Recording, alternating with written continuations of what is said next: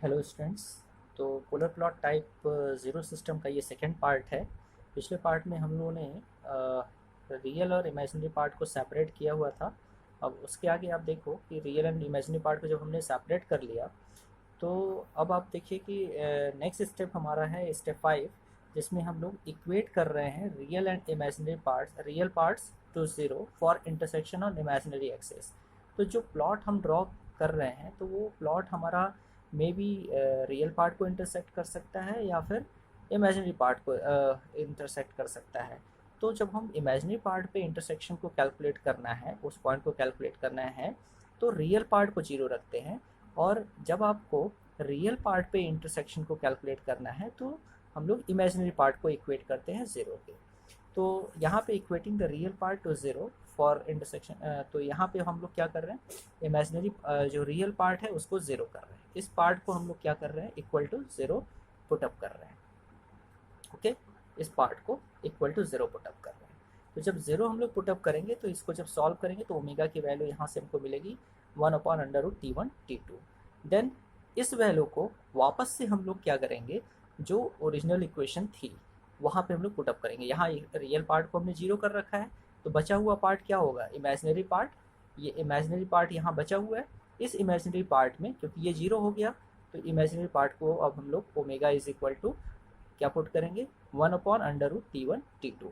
तो इसकी प्लेस पे जब हम लोग ने ये पुट किया और सॉल्व किया, तो सॉल्व करने पे फाइनल वैल्यू हमें जो आ रही है वो G j omega is equal to minus j this value, ये आ रही है।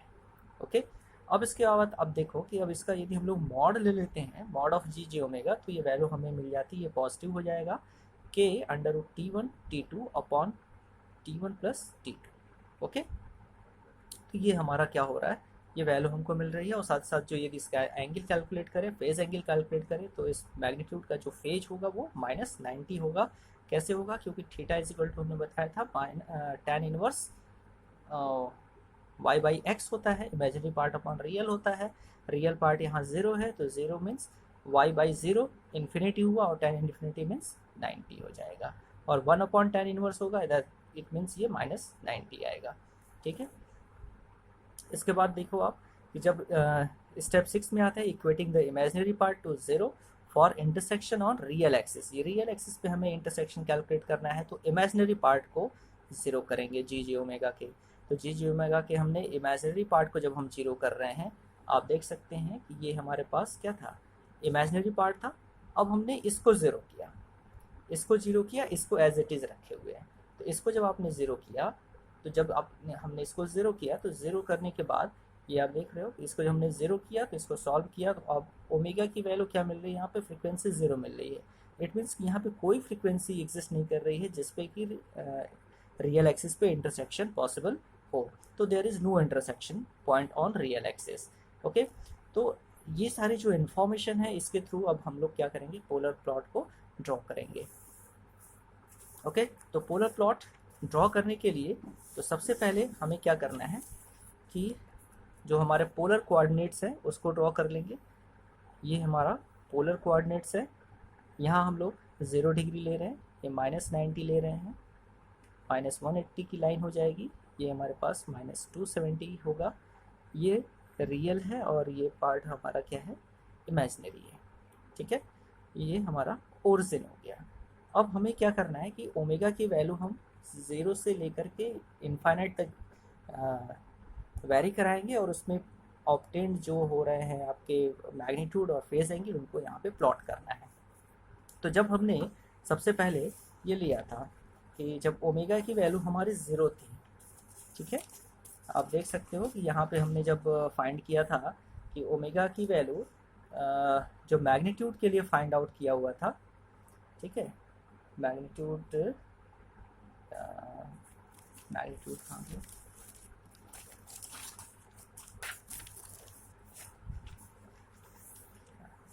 This one. तो ये जब हमारे पास ये था, मैग्नीट्यूड था, टेकिंग ये लिमिट्स में हमने जब मैग्नीट्यूड कैलकुलेट किया था, तो मैग्नीट्यूड के केस में आप देख सकते हो कि जब ओमेगा की वैल्यू 0 है, तो मैग्नीट्यूड है क्या है, के की वैल्यू, के फाइंड हो रहा है। और ओमेगा की वैल्यू जब इनफाइनाइट है, तो उस टाइम पे वैल्यू क्या आ रही है हमारी, 0 आ रही है। ठीक है। और साथ ही साथ यदि हम एंगल को भी देखें कि एंगल हमारा क्या था ओमेगा इक्वल टू 0 पे, उस समय फेज एंगल क्या था, जो ये मैग्नीट्यूड ऑब्टेंड हो रहा है उसका फेज क्या था, वो 0 है। और जिस समय मैग्नीट्यूड हमारा 0 हो रहा है तो प्लॉट का फेज क्या है, वो -180 है। तो इन चीज़ों को हमें ड्रॉ कैसे करना है, मीन्स यहाँ पे तो हमें ये मिल रहा है कि ओमेगा इक्वल टू 0, यदि ओमेगा इक्वल टू 0 है तो 0 पे मैग्नीट्यूड क्या है के, और फेज एंगल क्या है, वो है 0, ठीक है। और ओमेगा इक्वल टू इनफाइनाइट पे मैग्नीट्यूड 0 हो रहा है बट फेज क्या हो रहा है, 180 हो रहा है, ठीक है। तो इस चीज़ को हमें ध्यान रखना है और यहीं से हमें स्टार्ट करना है ड्रॉ करना। तो आप देखो ओमेगा इक्वल टू 0 पे मैग्नीट्यूड के है, प्लस के है, ठीक है, और फेज 0 है। फेज 0 है का मतलब क्या हुआ, फेज एंगल हमारा इधर है, फेज ये 0 है, 0 का फेज ये लाइन है। अब इस पे पॉजिटिव वैल्यू क्या होगी, पॉजिटिव वैल्यू इधर ही कहीं ड्रॉ होगा, तो ये पॉजिटिव वैल्यू हमने कहीं के एज्यूम कर लिया, ठीक है। और फेज 0, ये फेज 0 भी शो हो रहा है, 0 फेज की लाइन में है, और के वैल्यू मैग्नीट्यूड भी है। तो ओमेगा इक्वल टू 0 हम लिख सकते हैं कि ओमेगा इक्वल टू 0 पे ये वैल्यू मैग्नीट्यूड के है, और यहाँ पे क्या हो रहा है, जो फेज है वो 0 है। अब जैसे जैसे ओमेगा की वैल्यू हम लोग इंक्रीज करते जाएंगे, इनफाइनाइट पे आए तो वो क्या हो रहा है, वैल्यू जो इनफाइनाइट पे आए तो वैल्यू क्या हो गई हमारी, 0 हो रही है, मीन्स मैग्नीट्यूड 0 हो गया, ठीक है। तो 0 यहाँ हो रहा है, ओमेगा इक्वल टू इनफाइनाइट पे वैल्यू क्या हो रही है, मैग्नीट्यूड 0 हो रहा है, लेकिन फेज एंगल क्या हो रहा है इसका, फेज एंगल क्या हो रहा है,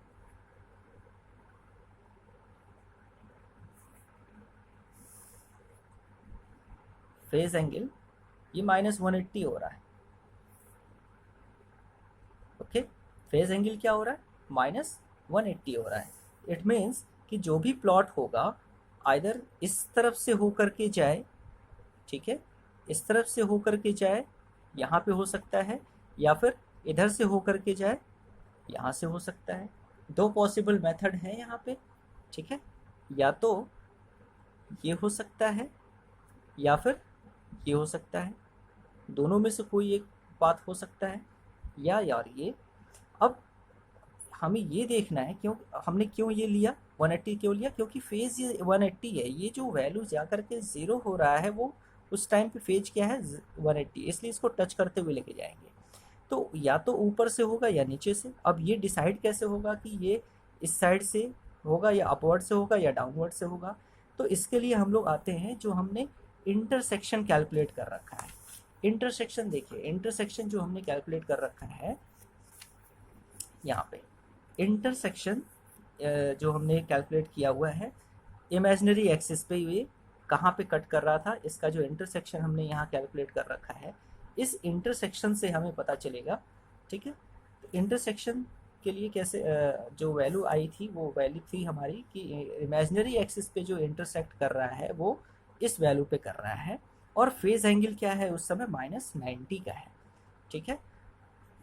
तो जो ये इंटरसेक्शन है वो क्या हो रहा है, वो इंटरसेक्शन ये शो कर रहा है, इंटरसेक्शन ये शो कर रहा है कि वैल्यू क्या है भाई हमारे पास, के under root T1 T2 upon T1 plus T2 with phase angle -90। आप डायरेक्ट इस वैल्यू से भी देख सकते हैं, ये -J समथिंग ये वैल्यू है, मीन्स इमेजिनरी एक्सिस को माइनस वाले लाइन में टच कर रहा होगा। तो ये इमेजिनरी एक्सिस का पॉजिटिव वैल्यू है और ये इमेजिनरी का नेगेटिव वैल्यू है। तो यहाँ पे ही क्या करेगा, ये इंटरसेक्ट कर रहा होगा, और इसका मैग्नीट्यूड क्या है, ये जो मैग्नीट्यूड है यहाँ से वैल्यू, वो मैग्नीट्यूड है हमारे पास के under root T1 T2 upon T1 plus T2, ठीक है। और ये ओमेगा की वैल्यू पे हो रहा होगा, ओमेगा की वैल्यू थी यहाँ पे 1 upon under root T1 T2। Is it clear. तो ये जो प्लॉट है, ये प्लॉट हमारा क्या होगा, सही होगा, ना कि इधर से, ये नहीं होगा इधर से, ठीक है, ये नहीं हो सकता। क्यों, क्योंकि इंटरसेक्शन हमारा यही है। तो इस तरह से ये हमारा पोलर प्लॉट ड्रॉ हो जाएगा, ओके। ये जो डिस्टेंस है वो क्या है हमारे पास, के है, ओके। Thank you.